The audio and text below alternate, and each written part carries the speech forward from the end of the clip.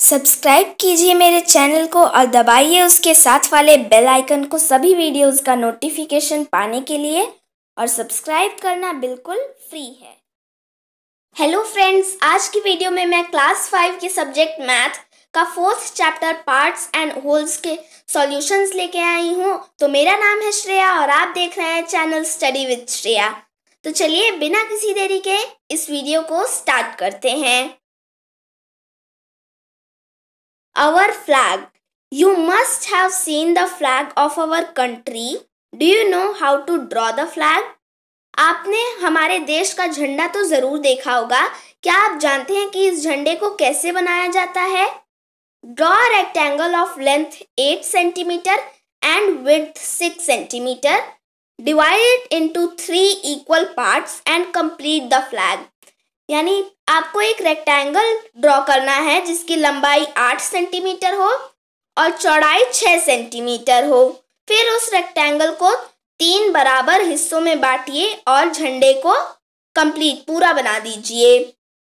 The top 1/3 of our flag is saffron or orange. What is the color of the middle 1/3 of the flag? Where will you draw the Ashoka चक्र?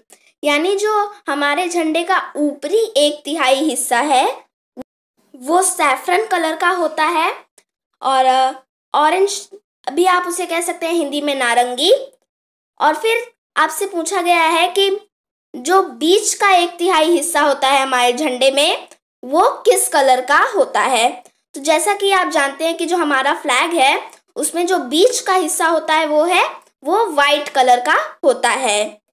फिर उसके बाद आपसे पूछा गया है where will you draw Ashoka Chakra, यानी जो अशोका चक्र है वो आप कहाँ पे बनाएंगे। तो जैसा कि आप जानते हैं कि जो अशोका चक्र है वो फ्लैग के बीच में बनाया जाता है।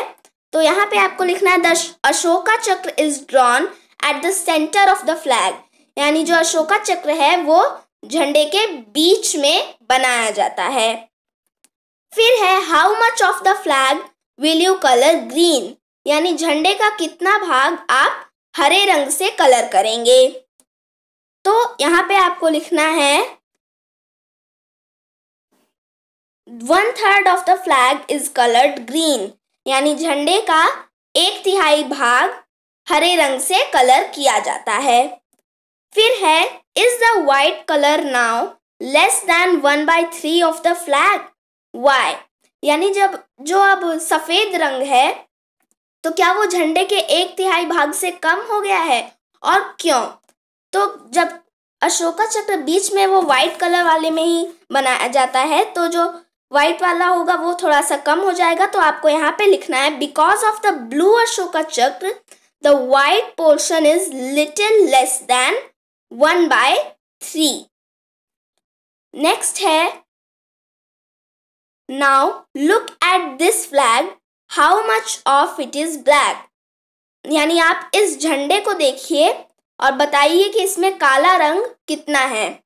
तो ये जो झंडा है ये अफगानिस्तान का झंडा है और आपको बताना है कि जो इसमें ब्लैक कलर यूज किया गया है वो इसका कितना भाग है। तो जैसा कि आप देख सकते हैं कि इस झंडे में टोटल 3 पार्ट्स हैं और वो तीनों बराबर में है, इसलिए जो हर एक पार्ट हुआ वो 1/3 होगा फ्लैग का। यानी ये जो ब्लैक कलर है ये भी इस झंडे का 1/3 फ्लैग हुआ। तो आपको इस डैश में लिखना है 1/3। फिर उसके बाद है the green part of the flag can be written as 1/3 of the flag, यानी जो झंडे का हरे रंग वाला पार्ट है वो झंडे के 1/3 भाग के जैसा लिखा जा सकता है क्योंकि वो जो ग्रीन है वो भी 1/3 फ्लैग ही है।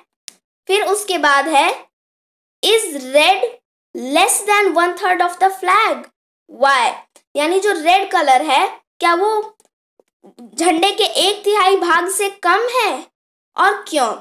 तो जैसा कि आप देख सकते हैं कि यहाँ पे जो रेड कलर यूज किया गया है इसके बीच में एक लोगो बना हुआ है वाइट कलर का, इसलिए ये जो रेड कलर है ये 1/3 पार्ट से थोड़ा सा कम है। तो यहाँ पे आपको लिखना है yes because of the white logo in the flag the red part is little less than 1/3। यानी हाँ, व्हाइट लोगों के कारण जो रेड पार्ट है वो झंडे के 1/3 भाग से कम है। तो चलिए अब आगे बढ़ते हैं।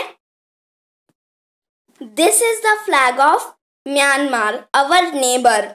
यानी ये जो झंडा आपको दिया गया है ये म्यांमार कंट्री का है, और जो म्यांमार देश है वो भारत का पड़ोसी देश है। Is blue more than 1/4 of the flag और लेस? यानी ये जो ब्लू कलर है ये झंडे के 1/4 भाग से ज्यादा है या कम है? तो इस क्वेश्चन का आंसर है the blue part of the flag is less than 1/4।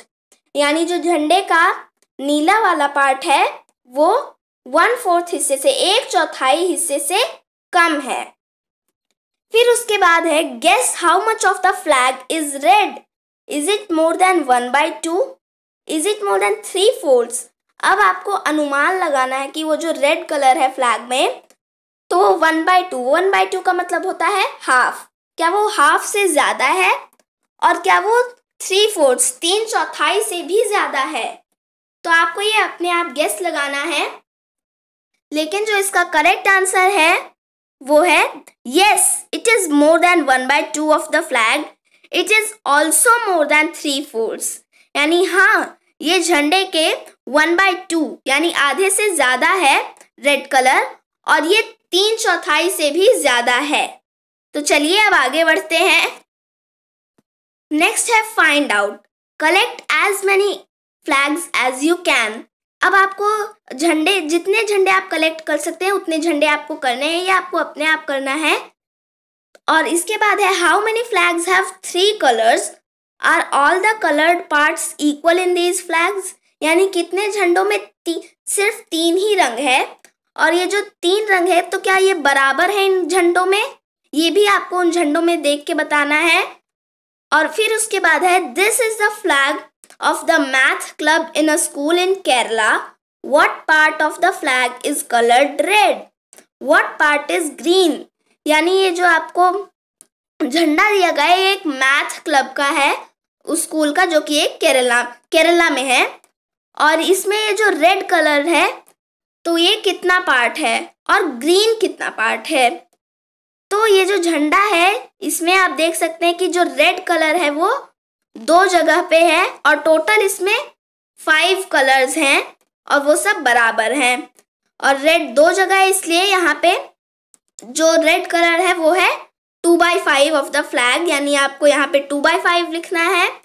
और जो ग्रीन कलर है वो सिर्फ एक ही जगह है, यानी वो 1/5 हिस्सा है फ्लैग का, तो आपको यहाँ पे 1/5 लिखना है।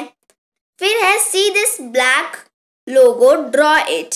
आपको ये एक बर्ड टाइप का लोगो दिया गया है ब्लैक कलर का, इसको आपको ड्रॉ करना है। Is there a math club in your school? क्या आपके स्कूल में कोई मैथ क्लब है? If not, ask your teacher how to set it up. अगर नहीं है तो आप अपनी टीचर से पूछिए कि इसको कैसे बनाया जाएगा। Design a flag for your math club. अपने मैथ क्लब के लिए एक फ्लैग को डिजाइन कीजिए। ड्रॉ इट हियर, फिर आपको इसको यहाँ पे ड्रॉ करना है। तो यहाँ पे आपको ये वाइट स्पेस दिया गया है, यहाँ पे आपको अपने मन से आप जैसा भी चाहें उस तरह का फ्लैग डिजाइन करके अपने मैथ क्लब के लिए यहाँ पे बना सकते हैं। नेक्स्ट है have you used the red colour? What part of the flag did you colour red? क्या आपने लाल रंग यूज किया है और आपने झंडे के किस भाग में लाल कलर को यूज किया है? तो आपने जैसा भी झंडा बनाया आप उस हिसाब से यहाँ पे लिख सकते हैं। नेक्स्ट क्वेश्चन है what were the other colours you choose? यानी और कौन से दूसरे कलर हैं जो आपने चूज किए हैं? तो वो भी आपको उन कलर्स के नाम यहाँ पे लिख देने हैं जो आपने चूज किए हैं अपने फ्लैग के लिए। नेक्स्ट है magic top, let us make a magic top. चलो एक मैजिक लट्टू बनाते हैं। टेक अ कार्डबोर्ड पीस, एक कार्डबोर्ड का पीस लीजिए। Draw a circle of radius 3 centimetre and cut it out. एक सर्कल बनाएंगे जिसका रेडियस 3 सेंटीमीटर हो और उसको कट कीजिए। अगर आपको नहीं पता कि रेडियस क्या होता है तो मैंने इसके ऊपर एक पहले से ही वीडियो बनाई है, उस वीडियो का लिंक मैं डिस्क्रिप्शन में मैंने दिया है, तो आप वहां से वो वीडियो देख सकते हैं। Divide the circle into 8 equal parts. Now each part is 1/8 of the circle. यानी अब आपको सर्कल को 8 बराबर टुकड़ों में बांटना है। तो जो अब हर एक पार्ट है वो इस सर्कल का 1/8 पार्ट है। Colour 2/8 red, 1/8 orange, 1/8 yellow, etc as shown here. Push a matchstick through the center of the circle. यानी जो आपको यहाँ पे इस तरह से दिखाया गया है, आपको उस हिसाब से कलर करना है उसके पार्ट में, और फिर एक मैचस्टिक, एक माचिस को उसके बीच में, सर्कल के बीच में डाल देना है। Your magic top is ready. आपका जो मैजिक जादुई लट्टू है वो तैयार हो गया। Spin it fast. इसको जल्दी जल्दी स्पिन कीजिए। What do you see? Can you see all the colours? Write what you see in your notebook. तो आपने क्या देखा? क्या आप सारे कलर्स देख पा रहे थे? जो आपने देखा वो आपको अपनी नोटबुक में लिखना है। तो चलिए अब हम आगे बढ़ते हैं। Practice time. Chocolate bar. Manju had a chocolate. She gave 1/4 of it to Raji, 1/3 to Sugatha, and 1/6 to Sheila. She ate the remaining part. How many pieces of chocolate did each get? Right here. यानी मंजू के पास एक chocolate थी, तो उसने उसका 1/4 भाग राजी को दिया, 1/3 भाग सुगाथा को दिया और 1/6 पार्ट उसने शीला को दिया। और जो बच गया, जितना पार्ट बच गया उतना उसने खुद खा लिया। तो सबको कितने पार्ट मिले चॉकलेट के वो आपको यहाँ पे लिखना है। तो जो चॉकलेट थी आपको यहाँ पे दिखाया गया, उसके टोटल 12 पार्ट्स थे। तो उसने राजी को दिया था 1/4। तो जब हम 12 का 1/4 करेंगे, यानी 12 को 4 से डिवाइड करेंगे तो आंसर आएगा 3। यानी उसने राजी को 3 पार्ट्स दिए, 3 पीसेस दिए। और फिर सुगाथा, तो सुगाथा को उसने 1/3 दिया था। तो जब हम 12 को 3 से डिवाइड करेंगे तो आंसर आएगा 4, यानी सुगाथा को 4 पीसेस मिले। और उसने शीला को 1/6 पार्ट दिया चॉकलेट का। तो चॉकलेट में थे 12 पीसेस। जब हम 12 को 6 से डिवाइड करेंगे तो आंसर आएगा 2, यानी शीला को 2 पीसेस मिले चॉकलेट के। और मंजू ने उतना पार्ट खाया जो बच गया था। तो जब राजी को उसने 3 दिया, सुगाथा को 4 दिया और शीला को 2 दिया, तो जब हम इन तीनों को प्लस करेंगे तो आंसर आएगा 9। और 12 में से जब हम 9 माइनस करेंगे तो आंसर आएगा 3, यानी मंजू को 3 पार्ट्स मिले। फिर है what part of the chocolate did Manju eat. यानी मंजू ने कितना पार्ट खाया चॉकलेट का, तो ये भी वही चीज़ है, यानी इसका भी आंसर है 3। तो चलिए अब आगे बढ़ते हैं। Colour the hats. Colour 1/3 of the hats red. ये जो आपको यहाँ पे टोपियाँ दी गई हैं, इनका 1/3 भाग को रेड कलर कीजिए। Colour 3/5 hats blue. यानी 3/5 हैट जो है उनको ब्लू कलर कीजिए। How many hats did you colour red. तो आपने कितने हैट को रेड कलर में किया। तो यहाँ पे टोटल कितनी हैट्स हैं? 15। और आपको कितना करना था? 1/3 रेड करना था। तो जब हम 15 को 3 से डिवाइड करेंगे तो आंसर आएगा 5। और उसमें न्यूमरेटर क्या है? 1। तो 5 1 ज़ा 5 ही होता है, यानी आप यहाँ पे आपको 5 लिखना है। फिर है how many hats did you colour blue. आपने कितनी टोपियों को ब्लू कलर किया है। तो आपको 3/5 टोपियों को ब्लू कलर करना था।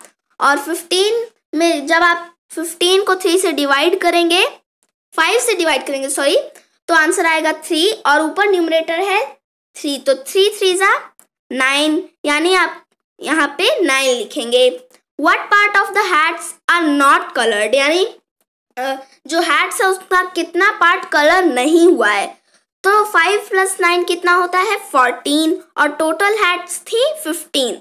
जब हम 15 में से 14 को माइनस करेंगे तो आंसर आएगा 1। तो इसको हमें यहाँ पे लिखना है 1/15। चलिए आगे बढ़ते हैं। Equal parts of a triangle. The white triangle is divided into three equal parts. Fill each 1/3 part with a different color. Can you show that these parts are equal? Think how. यानी ये जो white triangle दिया गया है ये 3 बराबर हिस्सों में बांटा गया है और आपको हर एक तिहाई भाग को अलग अलग कलर से करना है।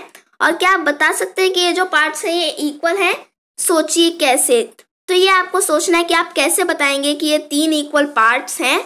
फिर उसके बाद है now try to make 3 equal parts of this triangle in a different way, colour each 1/3 with a different colour. यानी अब आपको यहाँ पे जो ट्रायंगल दिया गया है इसके 3 इक्वल पार्ट्स बनाइए और सबको अलग अलग तरह से कलर कीजिए। तो आप जब इसको इस तरह से बनाएंगे तो आप इन सब के 3 इक्वल पार्ट्स बनाएंगे। फिर उसके बाद है 6 parts of a rectangle. Rani has divided a green rectangle into 6 equal parts like this.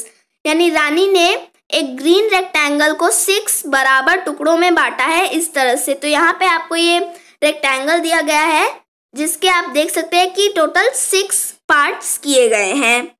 फिर लिखा है now you divide each of these rectangles into 6 equal parts, use a different way for each of the 3 rectangles. यानी अब आपको in rectangle के 6 बराबर parts करना है और अलग अलग तरह से इन तीनों रेक्टेंगल के लिए आपको करना है।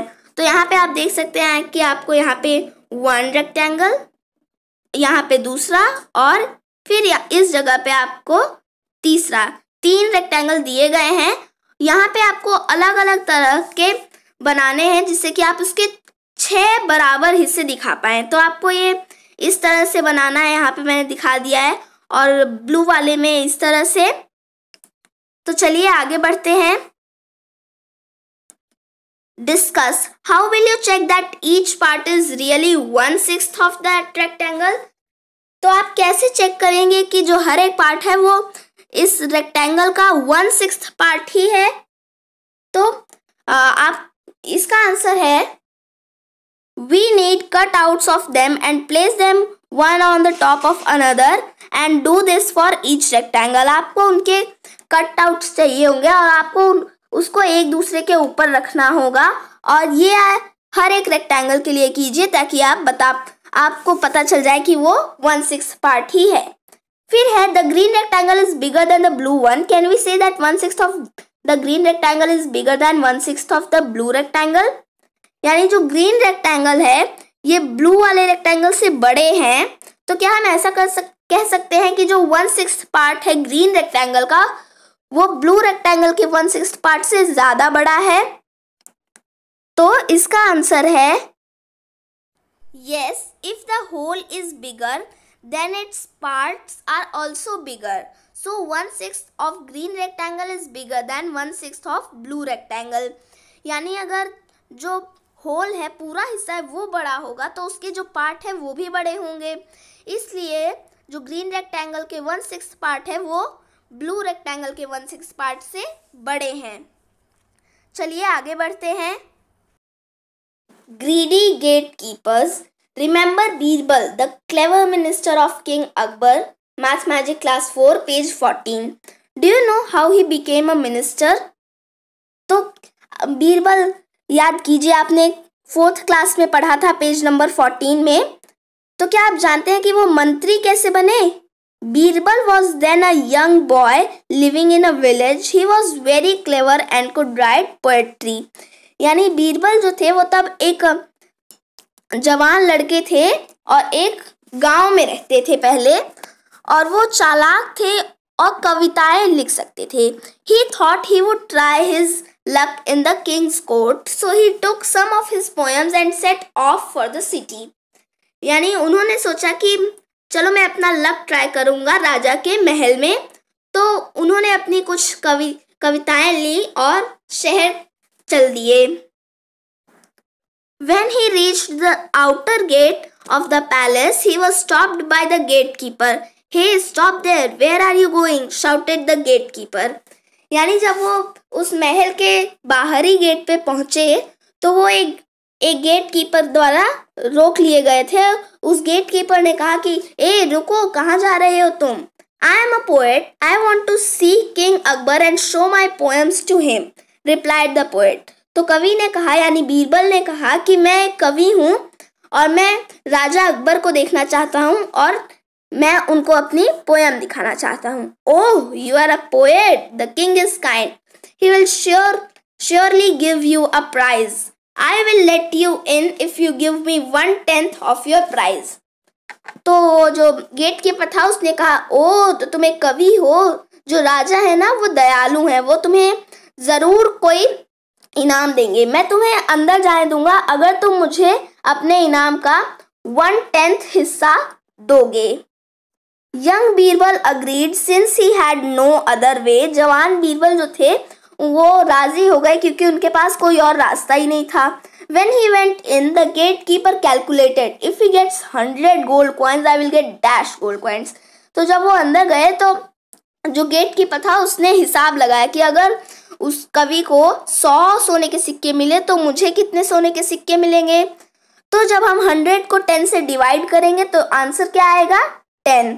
और जो उसके ऊपर यानी न्यूमरेटर नंबर है वो 1 ही है, तो यहाँ 10 1s are 10, यानी इस डैश में आपको 10 लिखना है। The poet came to a second gatekeeper, यानी फिर वो जो कवि था बीरबल था, यानी वो एक सेकेंड गेट कीपर दूसरे गेट कीपर के पास पहुंचे। This gatekeeper also said, I will let you in if you give me 2/5 of your prize. The poet agreed, यानी ये इस गेट कीपर ने भी ऐसा ही कहा कि मैं तुम्हें अंदर जाने दूंगा अगर तुम मुझे अपने इनाम का 2/5 हिस्सा दोगे। तो जो कवि था यानी बीरबल वो राजी हो गए। The gatekeeper happily calculated, the poet will get at least 100 gold coins, so I will get dash gold coins.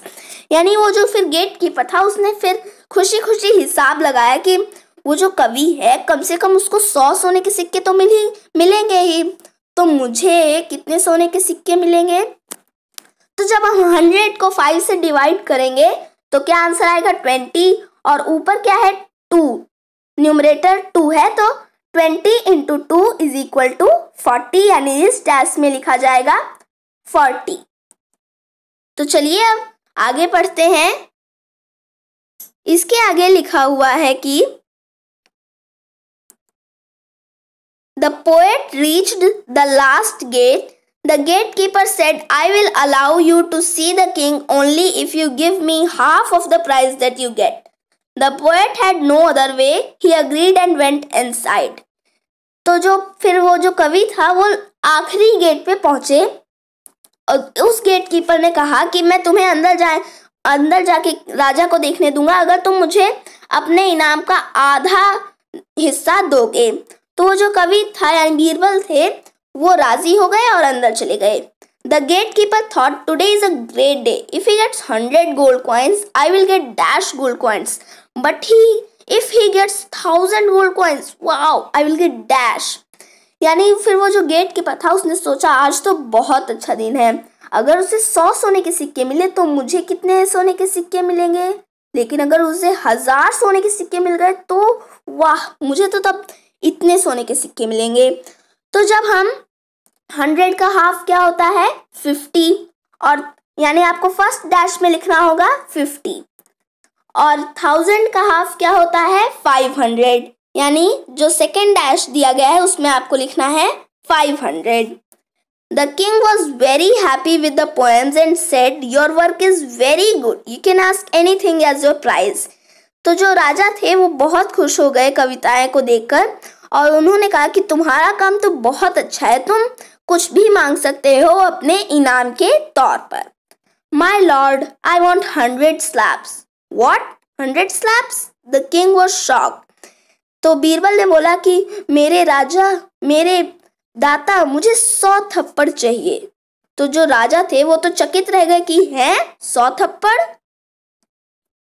What happened after that? Complete the story. What part of the prize did the poet get? यानी उसके बाद क्या हुआ, story को complete कीजिए और prize का कितना हिस्सा कवि को मिला। तो Birbal gave 50 slaps as half of his prize to the gatekeeper on third gate. 40 slaps to second one and 10 slaps to the gatekeeper standing at the first gate from outside. Birbal, the poet did not get any slap. यानी जो बीरबल थे उन्होंने 50 थप्पड़ दिए अपने आधे prize के तौर पर उस गेटकीपर को जो तीसरे नंबर वाले गेट पे खड़ा था, 40 थप्पड़ उसको दिए जो बीच वाले यानी सेकंड गेट पे खड़ा था, और 10 थप्पड़ उस वाले गेटकीपर को दिए जो कि पहले गेट पे खड़ा था बाहर की ओर से। और जो बीरबल थे यानी कवि थे उनको तो कोई भी थप्पड़ बिल्कुल भी नहीं मिला। नेक्स्ट है patterns in parts. Make different patterns by coloring some squares in the grids B, C, D. What part of the grid did you color? What part of the grid remained white? Right. यानी यहाँ पे आपको अलग अलग तरह के patterns बनाने हैं कुछ स्क्वायर को कलर करके ग्रिड B, C और D में। तो आपने ग्रिड का कितना पार्ट कलर किया और कितना वाइट कलर में छोड़ दिया वो आपको यहाँ पे लिखना है। तो यहाँ पे आपको ए कलर में, ए वाली ग्रिड में तो पहले से एग्जाम्पल के लिए दिया गया है।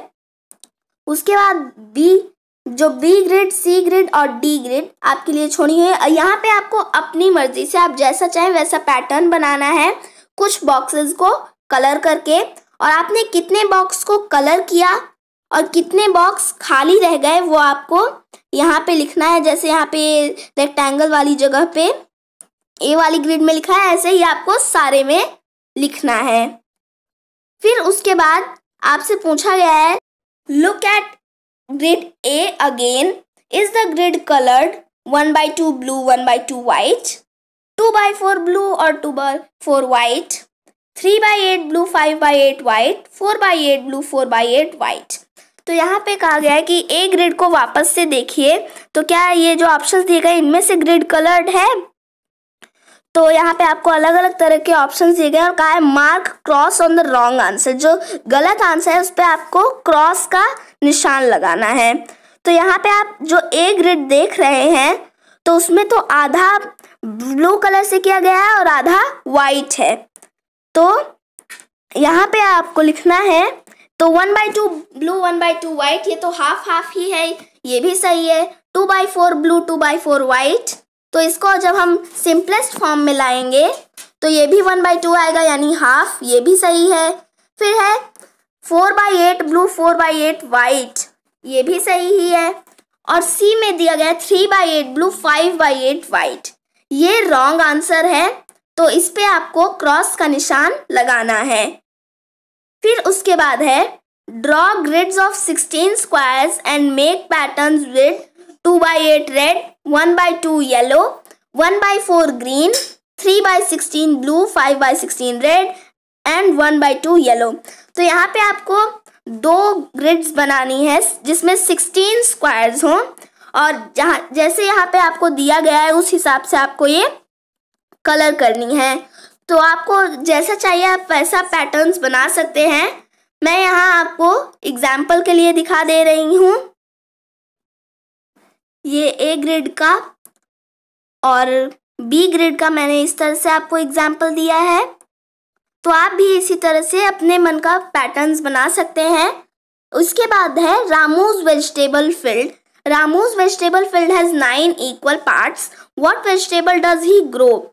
यानी जो रामू का खेत है उसमें 9 बराबर हिस्से हैं। वो कौन कौन सी सब्जियां उगाता है? तो जैसा कि आपको पिक्चर में दिया गया है, एक यहाँ पे फील्ड टाइप का बनाया, उसके 9 इक्वल पार्ट्स हैं।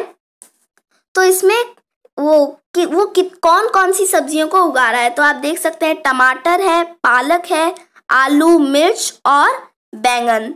तो यहाँ पे ये जो आपको स्पेस दिया गया है, potatoes, brinjals, tomatoes, chillies and spinach.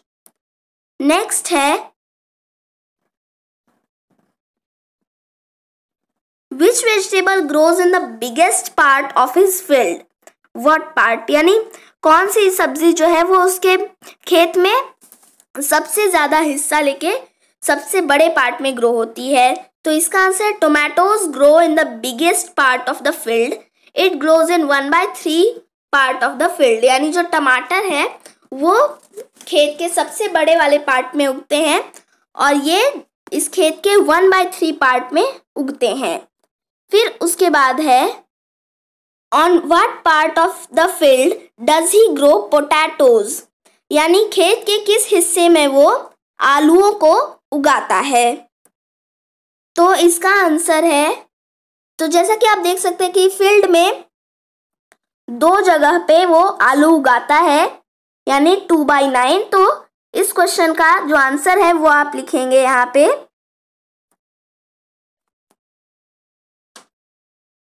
He grows potatoes in 2/9 part of his field, यानी वो आलू अपने खेत के 2/9 पार्ट में उगाता है।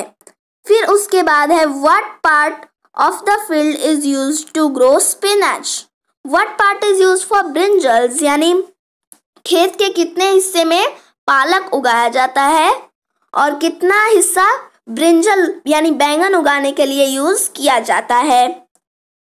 तो ये जो फील्ड है यहाँ पे आप देख रहे हैं कि जो पालक है, स्पिनच है, वो एक ही जगह सिर्फ उगाया जा रहा है, यानी 1/9 पार्ट, और जो ब्रिंजल्स हैं वो 2 जगह यानी 2/9 पार्ट फील्ड में उगाए जा रहे हैं। तो यहाँ पे आपको लिखना है 1/9 part is use for growing spinach and 2/9 part for brinjal, यानी 1/9 पार्ट यूज हो रहा है पालक उगाने के लिए और 2/9 पार्ट बैंगन उगाने के लिए। फिर उसके बाद आपसे पूछा गया है now you write some questions by looking at this picture, इस पिक्चर को देखते हुए आपको अपने आप से कुछ क्वेश्चंस लिखने हैं। तो ये आप जैसा चाहे वैसे क्वेश्चंस बनाइए, ये आप पे निर्भर करता है कि आपको कैसे क्वेश्चंस बनाने हैं। फिर उसके बाद ये जो आपको सेकंड पेज पे, उसके बाद वाले पेज पे एक स्पेस दिया गया है, यहाँ पे आपको वो क्वेश्चंस लिखने हैं। Ramu wanted to give these vegetables to his friends. He gave Abu Bakr 1/5 of these tomatoes and 1/3 of the potatoes. Shrija got 2/5 of the tomatoes and 3/6 of the potatoes. Nancy got the rest of these vegetables. Circle Abu Bakr's share in blue. Circle Shrija's share in yellow, यानी जो रामू था वो ये vegetable अपने friends को ही देना चाहता था, तो उसने अबू बैकर को 1/5 टमाटर दिए और 1/3 पोटैटो दी। श्रीजा को उसने 2/5 टोमेटो दिए और 3/6 पोटैटो दिए। नैन्सी को उसने वो दे दिया जो जितनी वेजिटेबल्स बच गई। तो जो अबू बैकर को जितना मिला वो आपको ब्लू कलर से सर्कल करना है और जितना श्रीजा को मिला वो आपको येलो कलर से सर्कल करना है। तो यहाँ पे आपको ये जो वेजिटेबल्स दी गई हैं, तो इसमें से अबू बैकर को कितने टोमेटोज मिले थे? तो अबू बैकर को 1/5 टोमेटोज मिले थे। यहाँ पे टोटल है 20 टोमेटोज। जब हम 20 को 5 से डिवाइड करेंगे तो क्या आंसर आएगा? 4, यानी अबू बैकर को टोटल 4 टोमेटोज मिले थे। तो आपको किसी भी 4 टोमेटोज पे ब्लू कलर से उसको सर्कल करना है। और उसको पोटैटोज कितनी मिली थी अबू बैकर को? तो जो अबू बैकर था उसको पोटैटोज मिली थी 1/3। टोटल पोटैटोज है 18। 18 को जब हम 3 से डिवाइड करेंगे तो आंसर आएगा 6, यानी उसको 6 पोटैटोज मिली। तो आप 6 पोटैटोज पे ब्लू सर्कल लगा दीजिए। फिर उसने श्रीजा को दिया, तो टोमेटो उसने श्रीजा को कितना दिया? 2/5। तो 20 का जब हम 5 से डिवाइड करेंगे तो 4 आएगा और अब हमें 4 को 2 से मल्टीप्लाई करना है।